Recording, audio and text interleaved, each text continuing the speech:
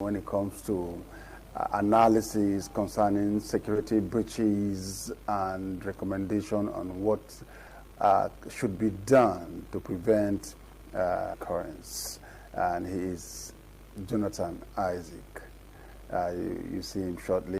He's seated close to me in the studio, and our focus is to look at cash availability and resurgence of kidnapping. Nigerians know,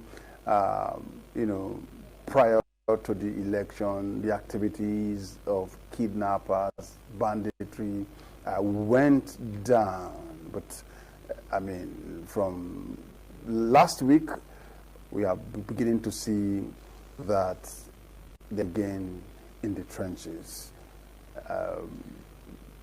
kidnapping people, demanding for ransom, and one keeps wondering what is happening. We thought this issue, has disappeared. What is the problem? So, Jonathan Isaac, very good morning, and you are welcome to the show. Good morning to you, Kadri. Good morning to Nigerians. Yeah. So quickly, let's get your opinion on these. Cash availability and resurgence of kidnapping. What is happening? Well, if you look at it from this perspective of cash availability, you will be getting it wrong. There are many factors that have played out to have experienced resurgence of kidnapping, banditry around Kogi, Bayelsa, Niger, and the touch on Benue, and all of that. So, coming fully, I want to say that the case of resurgence is different from cash availability. Elections came and we experienced break. And if you target to cash availability, essences of the cash crunch was as a result of elections. The CBN governor was trying to achieve some aims, so that after they will not use cash to buy votes and also to create problems. Also, that also affected the actors in the forest, because they're not able to have some access to cash. But at some point, people will how some of these bandits were having money, even display money, people and give, and this how rich they are with the new Naira notes. So it has nothing to do with the cash availability.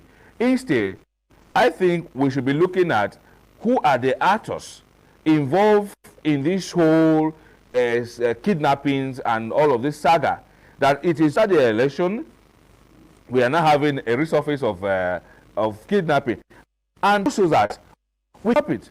If we can have a break for the 2023 election to come and pass without any kidnapping or without any killings, it shows that those or what is killing the beans lives in the beans, and we must do our background check as to know who are truly behind or sponsoring insecurity in the country. So what is that thing in the beans that is killing the beans? Of course, it's the actors that are living within the same country, the same government. Of course, those that are controlling the resources. Look, you and I cannot sponsor criminality or terrorism. It is those that have the wherewithal. And who are those that have the money? Who are those that controls the money? It's the government that controls the money.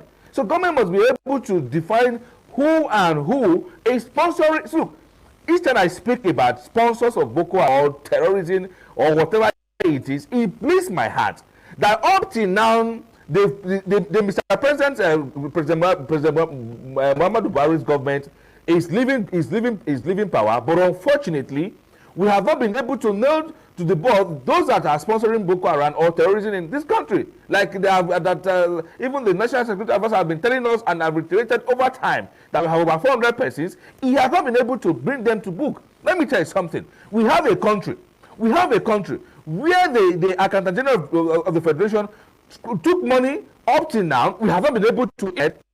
Accountant General should be behind bars. This money that they are looting are used for what? No, for that of Accountant General, you know that the matter is before the court. You know how the process is. I mean, arraigned. The next phase is a date will be fixed. But if you and I stole money, if you have this money, it does not take the numbers that they will use to prosecute you and I. You see, somebody stole government money. Allegedly. Allegedly, you say. Allegedly. And they are backing this. And up till now, such person is parading himself freely in the street. No accusation. Nothing has happened. Where is this money? Are the money? Because such money cannot be used. Such money cannot. That are used for banditry. No, Jonathan, hold on. What is the money for? Jonathan, we can't allege here. No. I mean, you say that money is used for banditry. Then tell us what such money you use the money for. What do you use such money? No. You know. You use such money. Were you there when the money was passed for that business? Of course. It's all in the doorstep of allegation. Let's get to Benin. Let's get to Benin, where my colleague Wilson will take you up on some issues. Wilson. Okay, while we're waiting for Wilson to be part of the discussion, let us, if possible, we expect that this government should be able to name and shame. Of course. So, but what do you think is the issue? Why can't we have a system where involved are named, the Nigerians know them, and then we shame them? Look, that is the willpower. That is where His Excellency President and the Commander-in-Chief of the Federal Republic of Nigeria, His Excellency President Muhammadu Buhari, is failing. The area.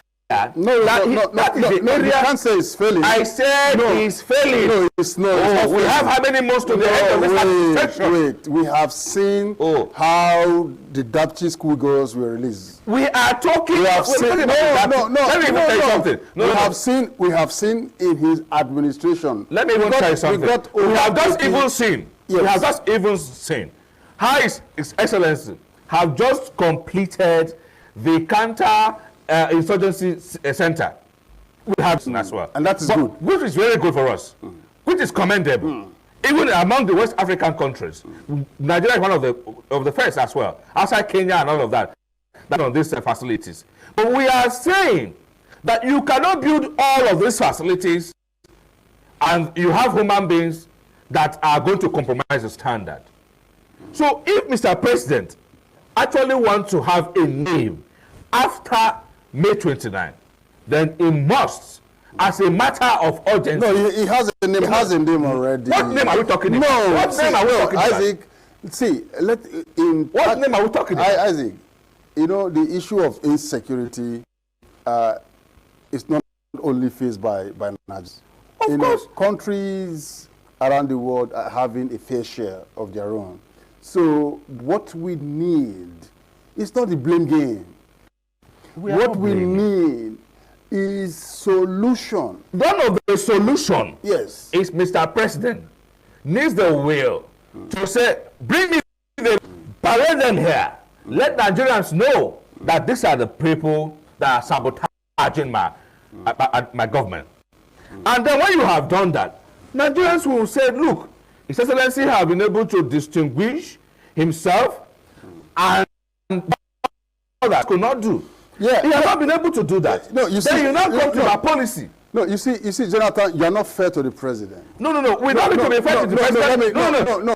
I think you are not fair to Nigerians. No, hold on. You are not fair to Nigerians. Hold on. Because when the innocent woman, the pregnant woman, you are not there to be fair to them. Hold on.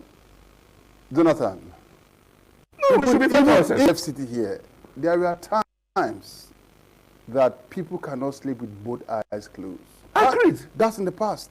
No, not in the past. Not in the past. Hold on.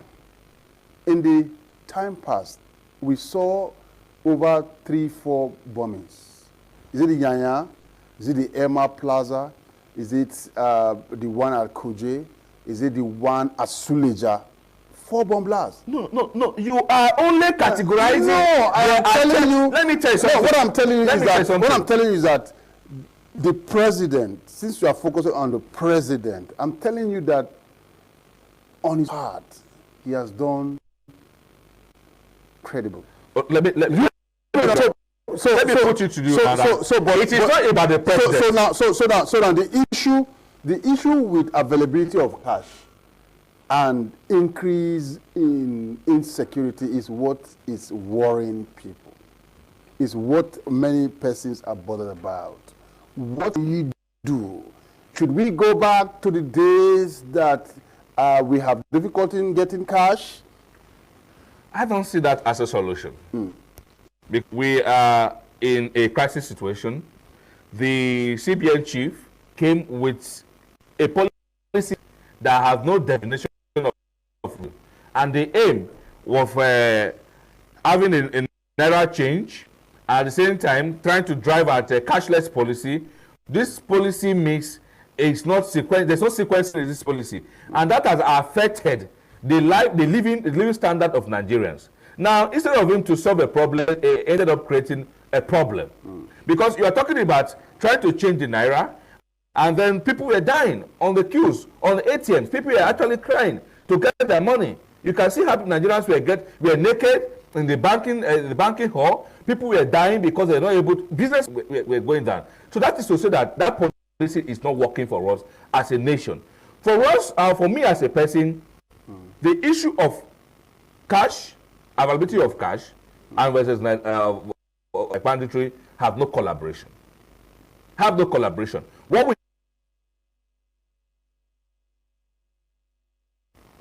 we call the leadership cells of the banditry actually went for election. The leadership cell of this whole cells went for an election. So there were no time to actually strategize on how to come up with their business until election was over, and then I said, okay, let's go back to the drawing board. And now what we are seeing is that those of this whole saga have already returned back from the election system. So we should begin to define who and who, election issues, and we'll begin to look from the look. Let me tell you something. In Kano State, a serving House of Rep member was arrested for a case of killing or something, allegedly. And unfortunately for him, he's even the leader of the I don't know that he's the majority leader. He's still in detention or something. This is to tell you that these people can even have people that can do this allegedly can do more than that. Because until the court pronounces the actors that were involved in this have just returned back. So we ourselves, who are the actors? And we cannot begin to go and point fingers for one. Apart from those that have been arrested, we have a man who they said he was negotiating between the Kaduna and Abuja, those that were adopted, they were adopted. Unfortunately for us, the DSS said we should not talk about him again. Even though they said we should not talk about him again, we meant in such and the man has not been prosecuted. He has not been convicted. We still have the General of the Federation who say money allegedly. We have not seen anything wrong about it. I think we have so many of them. I have some information on Mamu. Yes. Has he been arraigned. Arraigned, and how long? Yes, hold on. He has been arraigned, and I mean the court is to rule on his bail application. But as I speak to you, he's back to the DSS custody. So there are things that have happened. There are times when they happen, we don't know that they have happened. I speak to you, that negotiator has been arraigned, and the court is to rule, has fixed a date for ruling on his bail application. And what is he expected to do? To remain in the DSS custody on the ruling of his application is fixed. Well, let's see how it all play out. Yes, some of these things, they are happening, but it's just that. No, they are happening. The same way, the same way we saw Nnamdi Kanu's case being, being educated on. We should actually see much of it play out when we see people in this manner that are being accused of such issues. We don't see it like that. We saw the snare approach. We saw a snare approach of such issues. And then you see a government. Don't talk about it. I mean, I don't see how we fight the whole thing. When the matter is in court, you just shoot your sword. You can't it is not in their power. Okay, now to talk about my colleague in Benin studio is ready to ask you some questions. Listen, if you are ready, my guest is here. Isaac, I see the zest and, of course, the enthusiasm you're using to express your opinion. But I have these questions for you. Now, you talked about Mr. President, and, of course, you're like pushing the buck to his table. But I don't think that we should take a look at also the persons he gave that responsibilities to vis-a-vis the service chief and, of course, the IG. What about the director of the DSS? Now, these are personalities that were saddled with the responsibility of ensuring the security of life and property. So why would you say, look, Mr. President, this or that? Now, that is on one hand. On the other hand, are you insinuating that it was due to the election that was the reason why there is a drastic reduction in kidnapping? Please just expatiate on these two questions.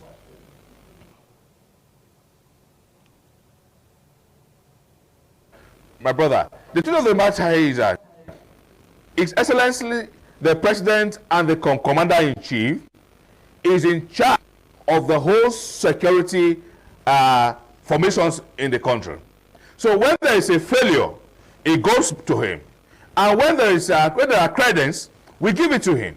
So if we have issues of insecurity, we don't need to begin to blame it on the Inspector General of Police or on the Chief of Army Staff or on the DSS Director.